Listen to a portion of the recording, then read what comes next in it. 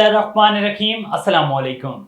A1 TV के इलाकाई bulletin के साथ मैं हूं अदील मुमताज। इलाकाई बुलेटिन का बाकायदा आगाज करें। आपको बताएं कि कसूर में SHO थाना खुडियां खास आबिद महमूद चीनक की क़यादत में पुलिस का पेशेवर मंशियात फरोशों के खिलाफ सख्त ऑपरेशन जारी है।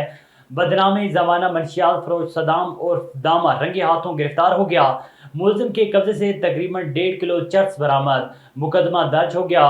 पुलिस को मुख्तलिफ ज़राए से मालूमात मिल रही थी कि बदनाम ज़माना मंशियात फरोश सदाम और दामा नाजायज़ धंधे में मुलविस है, जिस पर स्पेशल रेडिंग टीम तश्कील दी गई, जिसने मुलजिम को रंगे हाथों चर्स फरोख्त करते हुए गिरफ्तार कर लिया।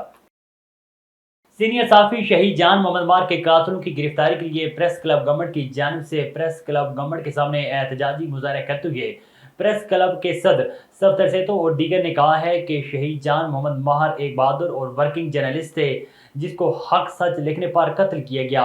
इस वाक़े को 9 माह गुजर गए और पूरी सिंध के साफी सराफा एहतजाज हैं, लेकिन अफसोस इस वक्त तक शहीद जान मोहम्मद मार के कातिलों को गिरफ्तार नहीं कर सकी और मुल्ज़िमान अभी तक आज़ाद घूम रहे हैं। पुलिस इनके साथ मिली हुई है। सिंध के छोटे बड़े शहरों में परिया कुमारी की बाजियाबी के लिए एहतजाजों का सिलसिला जारी है। दादू शहर में शहरी एजाज मलकानी की रहनुमाई में 3 साल पहले अगवा की गई परिया कुमारी की बाजियाबी के लिए एहतजाज किया गया। मुजाहिरीन ने मीडिया से बात करते हुए कहा है कि मासूम बच्ची परिया कुमारी को 3 साल से ज़्यादा अरसा गुजर गया। हुकूमत और इदारे खामोश तमाशाई बने बैठे हैं। अभी तक परिया कुमारी का पता नहीं चल सका। परिया कुमारी की मां का रो रो कर बुरा हाल है। मुजाहिरीन ने वफाकी और सूबाई हुकूमत से मुतालबा किया है कि परिया कुमारी को आज़ाद करवाया जाए, वरना एहतजाज का सिलसिला मजीद बढ़ाया जाएगा। ओकाड़ा में बच्चों की जिंदगी से खिलवाड़ करने वाले जालसाजों के खिलाफ डिप्टी डायरेक्टर अब्दुल अजीम, फूड सेफ्टी ऑफिसर मिस्ताना कलसूम और उनकी टीम ने भरपूर कार्रवाई करते हुए इंतहाई मोज़र सेहत मिलावट शुदा गैर मेयारी कुल्फियाँ बनाने वाले यूनिट पर छापा मारा। कुल्फियों को मारूफ कंपनियों के लेबल लगाकर पैक किया जा रहा था, जिसकी तैयारी में इंतहाई की गैर मेयारी मिलावट शुदा मटीरियल इस्तेमाल किया जा रहा था। मसनूई रंग मिले पानी से भरे ड्रम बरामद कर लिए गए, जबकि चीनी के बजाय गैर मेयारी स्क्रीन मिलाकर पानी इस्तेमाल किया जा रहा था। पुलिस ने एक शख्स को मौके पर गिरफ्तार कर लिया। मुलजिम के खिलाफ मुकदमा दर्ज करके कानूनी कार्रवाई शुरू कर दी है। कुल्फियां बनाने वाले तमाम मटेरियल को मौके पर ही तलब कर दिया गया। अहमदपुर से रपड़ी जाने वाला link road no go area बन गया। डाकू ने डेरे जमा लिए हैं। रोजाना की बुनियाद पर मुसाफिरों से लूटमार जारी है। थाना वड्डा महेसर, थाना अहमदपुर और थाना बारू की हदूद की पुलिस डाकू की वारदात रोकने में मुकम्मल नाकाम रह गई। दिन दिहाड़े बेकरी के सेल्समैन समी इलाकों से अलीबाग के मुकाम पर 50,000 नकदी और टच मोबाइल लूट लिया गया। सेल्समैन ने बताया कि चौथी मरतबा इस रोड से हमें लूटा गया, लेकिन पुलिस डाकू को गिरफ्तार करने और मुसाफिर को तहफ़्फ़ुज़ देने में नाकाम रही है। इस मौके पर सेल्समैन ने SSB खैरपुर से मुतालबा किया है कि अहमदपुर से रपड़ी जाने वाले लिंक रोड पर पुलिस चौकियां लगाकर मुसाफिरों को तहफ़्फ़ुज़ दिया जाए। चिनियोट में गंदम की कटाई तो हो गई, लेकिन खरीदने को तैयार नहीं। गंदम की फसल पर लगे अखराजात भी पूरे ना हो सके। किसान मिडल मैन को सस्ते दामों गंदम फरोख्त करने पर मजबूर हैं। मजीद तफसीलात चिनियोट से औरंगजेब खाकी से। जी खाकी, मजीद आगाह कीजिएगा।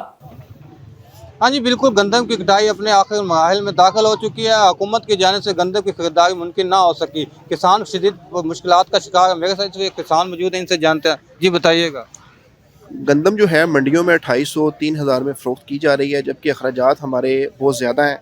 ठेके 1,50,000 रुपये तक हम ठेका अदा कर रहे हैं और गंदम पे हमारा सारा होता है कि गंदम आएगी तो हम अपने मामला ठेके पे करेंगे, बच्चों के शादियाँ, तालीमी अखराजात। अगर यही सूरत हाल रही तो आइंदा गंदम बिल्कुल काश्त नहीं करेंगे। मैं तो क्या, कोई भी ज़िम्मेदार जो है गंदम काश्त नहीं करेगा। गवर्नमेंट ऑफ पंजाब को चाहिए कि कोई इस तरह की पॉलिसी अपनाए कि गंदम जो है वो इस रेट पे ख़रीदे, या फिर कोई सब्सिडी का इस तरह का सिलसिला होना चाहिए कि गंदम जो है कम से कम जो है हमारे अखराजात पूरे हो सकेंगे। जी, जैसा कि आपने किसान की बात सुनी, उन्होंने यही कहा है कि हमारी लागत ज़्यादा है और फ़रोख्त कम की जा रही है। हुकूमत की जानिब से ऐसी पॉलिसी बनाई जाए ताकि हमें अच्छा रिलीफ मिल सके और हम आइंदा भी गंदम की काश्त कर सकें। जी। थाना बवाना दरिया चिनाब से 2 खवातीन की लाशें बरामद हुई। मुकामी लोगों ने पुलिस और रेस्क्यू 1122 को इतला दी। इतला मिलते ही रेस्क्यू इमदादी टीमें मौके पर पहुंच गईं। DSP सर्कल बवाना और दीगर अफसरान मौके पर पहुंच गए। इतला मिलते ही फोरेंसिक टीमें भी मौके पर पहुंच गईं। रेस्क्यू टीमों ने लाशों को दरिया से निकाल लिया। पुलिस के मुताबिक लाशें तहवील में ले लीं। हस्ब ज़ाब्ता कार्रवाई अमल में लाई जा रही है।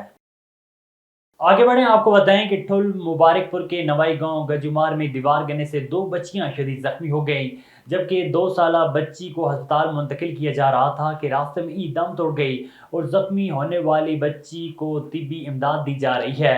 दोनों बच्चियां घर के बाहर खेल रही थीं कि अचानक दीवार गिर गई, जहां बाक होने वाले बच्ची की लाश घर पहुंचने पर घर में सफ़े मातम बिछ गया। कराची में गवर्नर खैबर पख्तूनख्वा फैसल करीम कुंडी ने कहा है कि KPK में गवर्नर ज़्यादा बेहतर नहीं, मैं नफरतों के खात्मे के लिए किरदार अदा करूंगा।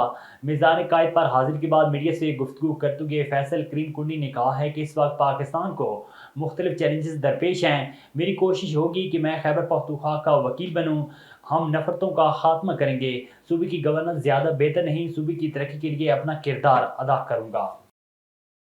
A1 टीवी के इलाकाई बुलेटिन से फिलहाल इतना ही। मज़ीद खबर और अपडेट्स के लिए देखते रहिए A1 टीवी।